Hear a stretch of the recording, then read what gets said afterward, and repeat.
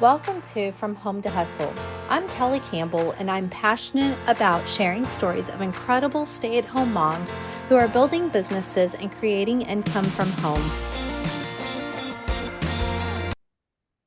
Well, hey guys, welcome back to From Home to Hustle. This is the place to find encouragement that if you feel like God is calling you to step into the marketplace while still staying home and homeschooling and doing all the things at home, this is the place to find that encouragement and just practical advice. And today's guest is no different. Nancy is a wife, a mother of two, a homeschool mama, and a business owner of Generations to Generations, as well as a podcast host of Ordinary People, Extraordinary Things. Nancy, I'm so glad you're here. Welcome. Thank you. Thanks for having me on. You Yeah, putting all this absolutely. together makes me feel even a little bit like, oh, how do I get it all done already, right? I know. I know. If I put everything I do down on paper, I don't think that there's going to be enough paper to write down all the little things. And it's not just you're a wife. No, you're washing the clothes, your husband's clothes, or you're taking care of him, or you're a mom. Okay, well, that right there in itself is like a whole book. And then you add business owner to it, podcast host, all these things. And that is what this channel is about, is how do you balance that? So let's start with how old are your kids? And when did you, and tell us a little bit about what Generations to Generations is. Yeah, great. So I have David, he is 12, and we have Rachel, who is 8, and we have homeschooled their whole lives. So I think that I'd like to kind of say that because Mhm. sometimes we had a huge rush during COVID, which I love. I'm so glad that so many more people are falling in love with homeschooling, but we have Mhm. done their whole lives. David will be in 7th grade this year. I Okay. cannot believe it. Yeah. And Generations to Generations, it started, oh, like 19 years ago. I Wow. was a history major in Okay. college, which means you have a major with nothing to do with. I could either be a teacher or work in a museum. And I kind of like veered my own path. I got really into oral history. And what Okay. was really great about the college I went to was they saw that I had a love for this oral history and they actually made up classes for me. They had one class that they Wow. had for oral history. And I fell in love with it. And they were so Mm. kind to kind of like just make up these classes for me that I could just like really focus in. Wow. Yeah, so I just Wow. fell in love with interviewing people. And at the time it was for organizations or Hmm. for libraries. They would tell me who was I want kind of good enough in air quotes to be interviewed, who was Mm. popular enough, right? Who had the best story. So And I really really quick, what did you do with those yeah. interviews? Where did you post them? Did you share them? How? This was quite a long time ago. This is going to date me. Is I had a tape recorder and I pressed record and play at the same time. It's Uh, amazing how far we've yeah, come. I know. Oh. So the quality was not good, but the stories were taken, and then I Mm, went through because at that time you had to just transcribe it. You had to listen over and over and over mm. and write it really fast, right, to get it into like a book Oh form. yeah. Yep. Yeah, yeah. Play, stop, rewind, Like, play, so, stop. it was a little hectic. So much has changed, but in a way, so much hasn't, right? We're still Hmm. addicted to stories. We still love stories. Yes. That's why both of us do podcasts, is because we love stories and what that means and how people Hmm. interact with them and how they're changed by them. And So, people love telling their stories. It's yes. one thing to actually love to listen to stories, but it's another thing to actually find people. But everybody loves to tell their story. Everybody. Yeah, yeah. Sometimes I have found people can be humble, maybe in like the older generation Mm, that I had mostly done for generations to yeah, generations was, that's fair. these are grandparents that are Mm, they're trying to get their story told, and sometimes that was hard. They had yeah. kind of a humble heart, or Hmm. maybe they just didn't want to open up. And Yeah. then what if I open up and no one shares? Kind of that fear, which I can Yes. definitely relate to. Oh yeah, absolutely. Okay, so you're sharing and in the beginning it was organizations. You're sharing their story, you're recording, and then you're Yeah. transcribing. Okay, so how does this play into what you're doing now? Yeah, so that's what I was doing. And then I had always wanted to get my grandpa's story, and I'm sure that's Mm, something that a lot of people can resonate. Maybe not their grandpa, maybe it's their grandma or their mom. yeah. But the idea of, oh, I need this person's story. Well, my grandpa suddenly passed away 19 years ago. And Mm, at that point, I did not have his story. I kept thinking what a lot of people think. I have time. I'll get it later. And yeah. and then there was no time. So generations to Hmm. generations came about just a few months after he died because I decided, you know what? I want to not only get these stories for libraries and museums, I think Hmm. everyone's story is important. And so Hmm. generations to generations was born out of that, just this kind of heartbreak from my grandpa's Hmm. death and not getting his story. And also the idea of everyone's story is important, right? Hmm. Everyone has a story, no matter if it belongs in a museum or not, it's Yeah, important to their family or their it friends, or, is. like you say, like you and I both interview people, and sometimes you're like, I don't really know where this interview is going to go. And then Right. God gives you these like snippets and these like, oh my gosh, that turned out so amazing. I had Yeah, no idea, right? exactly. Exactly. So, Exactly. My grandmother, well, my grandparents were both Italian. And my grandmother actually, her dad came over from Sicily when he was about like 18, 17, 18 years old. Which I have a 16-year-old. I cannot imagine this time next year him leaving and on a boat and going to like Europe or something like that. So, but anyways, my great grandfather did that. And so my grandmother was raised Italian and just the Italian culture here in America. And so is my grandfather. And so um, all of my papers and things like that that I had to do growing up always evolved around my grandparents. Like I loved their story. I loved how they met. I love my great grandfather's story that my grandmother used to tell us. And I loved it. And it's really sad now that over time you lose a bit of like your culture. You lose a bit of your like family heritage and the things that maybe your parents grew up with or your grandparents grew up with. And so it's always nice to hear those stories because it's a bridge. It really does connect you. yeah, definitely.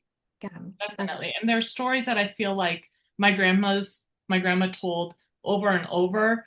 And I thought, I will never forget that. And then she's passed away. All of my grandparents have passed away now. mm, And I think sometimes, okay, so was that her sister or her brother? Or, some of right. these things start to already get fuzzy and it hasn't been very long.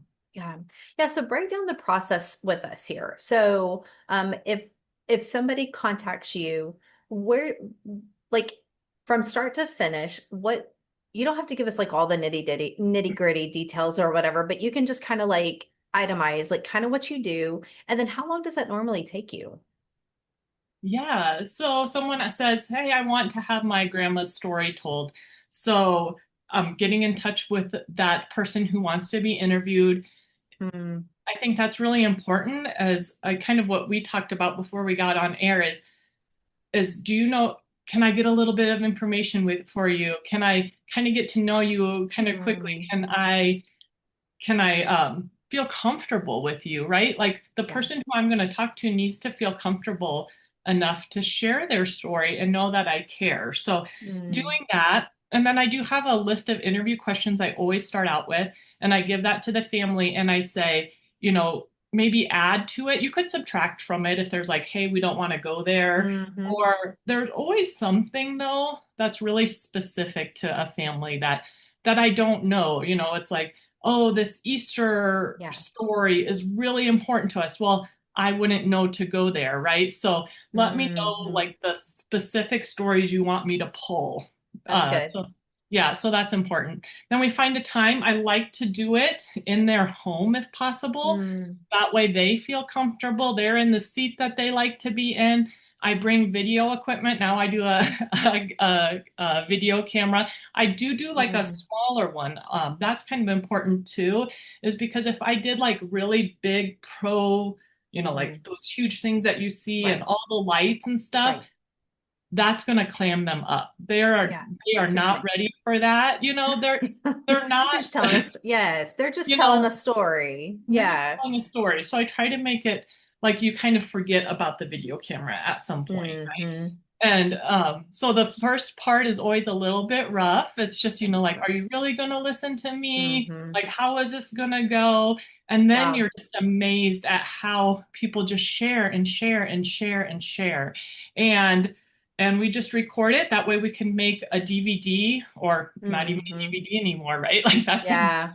but a movie, and then or a Hmm. book, and I add songs, I add pictures. The pictures I think are really important, so that when they're talking about them as a Hmm. 2-year-old, we can either input that over the Wow. movie or add it into the book. And so that also brings it, to life, is these Yeah. photos that go with the stories. Have you had anybody that is not local reach out to you? Yeah, I have traveled around the United States doing it. Oh my. Oh my. Yeah. Is that part of like your package fees or anything? Yeah, yeah. I have like different packages as far as like, do you want like the gold package or the silver, Mm, you know? And then if it's anything on top of that, as far as like how I get somewhere, or yeah. Or yeah. sometimes someone's in the, if it's someone I know, their family doesn't live here, but they're coming out for a reunion, then that's Mm. another easy way to do it. Oh, that's interesting. I love that. What a creative idea. Like, what a creative idea of taking something that you wish you had, Hmm. at the time, and then giving that as a gift to somebody else. I Hmm. mean, I'm telling you, this channel is just full of women who have found a need or Hmm. a problem and just solved it. And it always most of them have actually started with like their own need, their own problem that they were trying to solve, and then go, well, I can just turn this into a business. Like, why Right, not? And I right. love that. Like that, I mean, like it's unheard of. I haven't ever heard of somebody actually creating a business out of making memories and connecting generations in that way. That has changed over the 19 years is because I put these video, or I put the photos in it.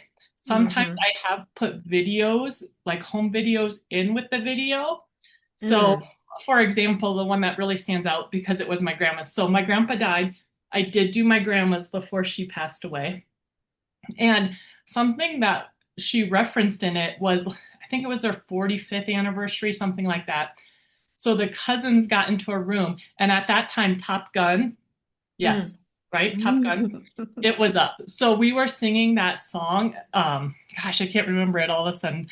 It's like, it's I not, went to the danger zone. That yeah, one? yeah, Uh, something like it was not a love song, but we sang okay. it because we thought it was a love song because it was on Top Gun. And so, like, we had it all rehearsed, and they came into the room, Oh my and we gosh. performed this. And so, I found this home video, and I transferred it from the VHS into like an MP4, and then Oh. added it. And it was such a special remembrance and tied in. And so that Hmm. forced me, or not forced me, but it turned my business to also doing transfers. So Wow. now I do transfers of home videos, or like Okay.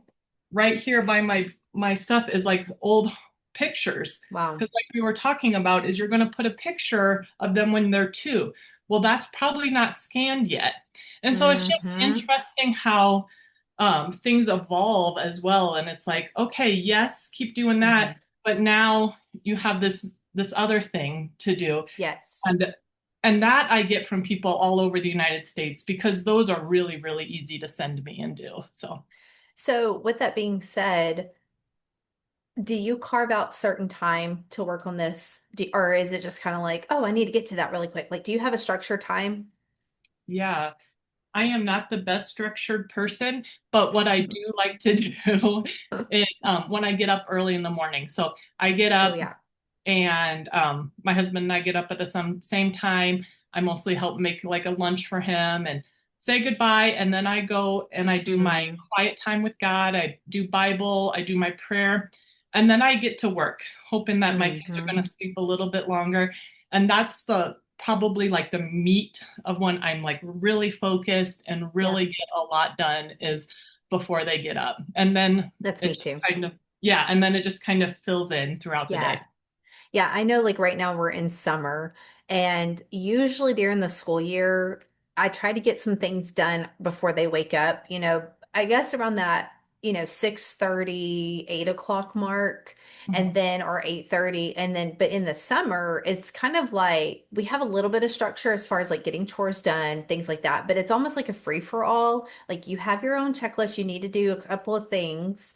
But even in that, like it's like, oh, mom's gonna step in here really quick, and I'm gonna go write this email, or I'm gonna go get this done, or I need to do this. And so the summer's a little bit more fluid, I guess, just kind of like go with the flow type thing. But during the school year, I have certain hours that I try to get in that are my homeschool hours and that are my working hours. mhm. Yeah. It helps. Yeah, it does. It does. And I like being a little fluid with it just Mhm. because, life happens all the time. Stuff Yes, in homeschool happens all the time. So having times where, like the kids can read on their own. So during that right, time, I don't need to help them, right? right. And so, yeah, that's kind of helped to build in more time Hmm. to get some of those things done. Yeah. Did you find it challenging going from having a business and then having children and homeschooling, or would you find it more challenging opposite, having kids, homeschooling, having that, and then starting a business? The great thing about starting a business before I had kids was that I really got to get it up and running. And Mm, I got to go through those like first years are probably the hardest as far as trying to right. market and try to get your name out and all of this stuff. And I was Yes. going to, all of the networking events and I was doing the booths out at, farmers markets and anywhere that I could Wow. do that. And I don't do Yes. any of that anymore. I Hmm. and I'm so blessed not to have to do that. Yeah. And not that it didn't work, but those are huge time commitments Hmm. where you don't know, right? Like some of the Yeah. farmers markets, I would get like 4 leads, and a lot of times you'd get none, or you'd get some and none of them would follow through. Yep. And so to have that built up where now I get to just like rely on my customer base. I do a lot of Hmm. social media and just continuing with my past clients of, can you refer me? Or, Right. that sort of thing has Yeah. been super helpful in that way. Yeah, absolutely. I actually was going to ask, like, how do you market? You said in the beginning you did networking. What Mhm. does that look like for you now? Yeah. Besides like word of mouth and everything, like, do you run ads? Do you still kind of meet and greet whenever you can? Like, what does marketing look like with you now? Yeah, I don't run ads. I just do the Facebook and Instagram. The word I of mouth goes a long Yeah, way now. right. And I know a lot of people, actually, I struggled with this for a long time that I was not confident in my product or my services. And so it was really hard for me to ask my customers, hey, can you just, you know, give me a shout out or tag me in something on social media or whatever, because I was like, what if they don't like it and they don't want to do that? Like I kept thinking the worst. Mhm. And then I start realizing, okay, so I would tell them, look, if you don't like it, let me know. But if it's to your satisfaction, please, give me a shout out, tag me, something like that. And it does help because word of mouth goes a long way because people value other people's opinions and experiences that they have like an emotional connection with. And like I said, it goes a long way. Yeah, and I've started something that's been helpful that I've seen a return because this is something I'm still learning and I'm still trying to figure Mm, out this social media, right? And like, how right. do you get more clicks or likes or shares? And, Yes. sometimes I think it's a rabbit hole that, like you can just fall down. But something that's been really helpful is like for generations to generations. Like I will take like a photo and I'll Mm, do like a live on it or I'll do a video and I'll explain like, hey, you guys have these. Don't forget to write on the back. So see, this one has mm, nothing written on the back of it. right. So I don't know what this is. Like, Yeah. why is this important? Right? And I don't mean that badly, right? But the Yeah. idea of your family is going to go Yeah. through your boxes of Hmm. photos. And if they're not organized or if they're not written Yep. on and they have no idea why it's Yeah. important, it's going to get thrown away. And that kind of breaks my heart. And I'm sure it Yeah. breaks your heart as you're Yeah. listening to that. So Yeah. please write on the backs of your photos. Yeah. And so For I'll do those who things like are, that. yeah, I was going to say for those who are just listening and not watching, she just showed a photo Oh, that I'm somebody so submitted. No, you're sorry. good. You're good. I'm actually learning to do this too. But she just showed a photo of somebody that gave her that was just of a boat, of a ship.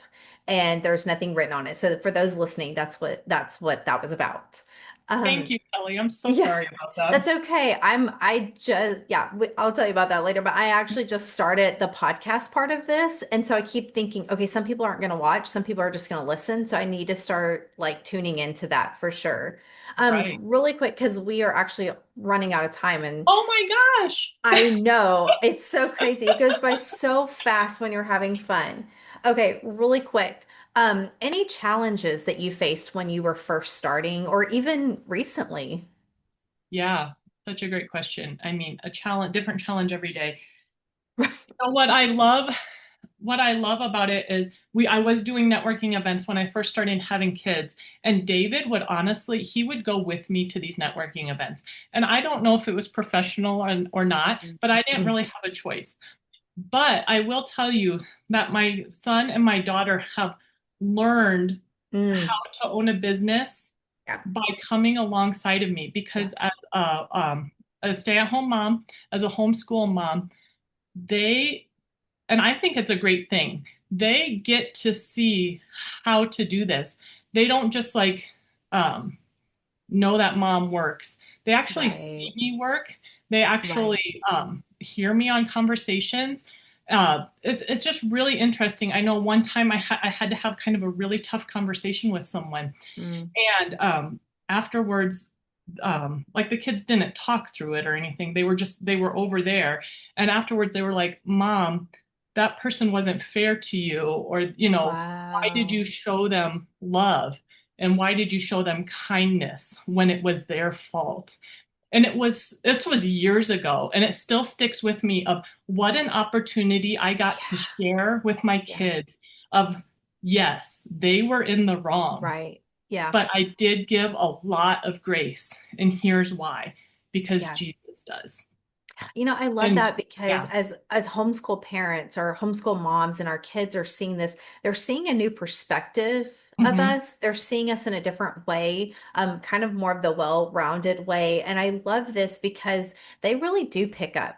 We Hmm. are their primary influences in their life, especially when they're younger, and they're watching us. They're watching everything that we're doing. They're watching us how we're navigating conversations and business and all the things. And I think that's great. I love that so much that our kids are picking up on things like that.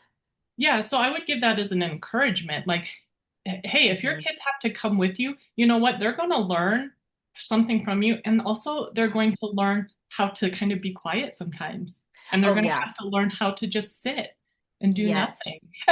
Yeah, it's true. So when I first started, I started with baking, and that first year I signed up for like this Christmas, I don't know, like a vendor event or something like that. And so I had a booth set up with all like my baked goods, and I had my older two, who I think were like 7 and 8 at the time, come and help, and they had signs and they were going up to people talking, and I just was thinking they're learning to socialize, they're Hmm. learning to market. At first, I was like, "Oh, nobody's gonna want to buy like a goodie from a little kid type thing." Hmm.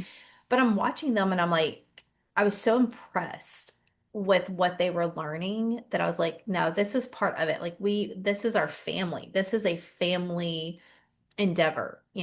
Okay, so since we're almost out of time, how can people find you? Yeah. So you can visit my website. It's called generations2generations.com. Generations is plural and two is TO. Okay. And I'm on social media under Nancy Bruscher. And then Ordinary People, Extraordinary Things, the podcast has its own things as well. So Yeah, I love that. Yes. Okay, and then one last question. Is your house messy or clean right now? my desk is a complete disaster. And then the rest of my house is actually pretty clean. So there's like pockets that I'm okay with Hmm. mess. I do kind of feel like I wonder if my mind would be a little bit more like okay, but I don't mind mess as much. My husband likes things to be I don't want to say spotless or anything, but Right. like picked A little bit up, tidy. Yeah. a little bit tidy. And Yeah. so yeah, we tend to keep our house kind of tidy, but then there's spots where it's like Yep. I'm at my kitchen table right now, and this area behind me is the only thing that is decent right now.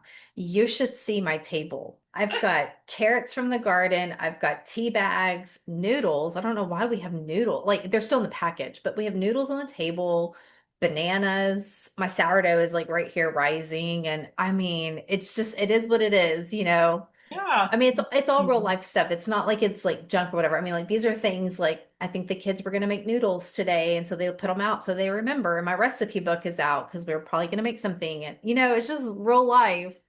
Right. Yeah. Our house was a disaster yesterday. The kids decided to make movies and they had just had Where so did they much get fun. that from? All right. I know. I know.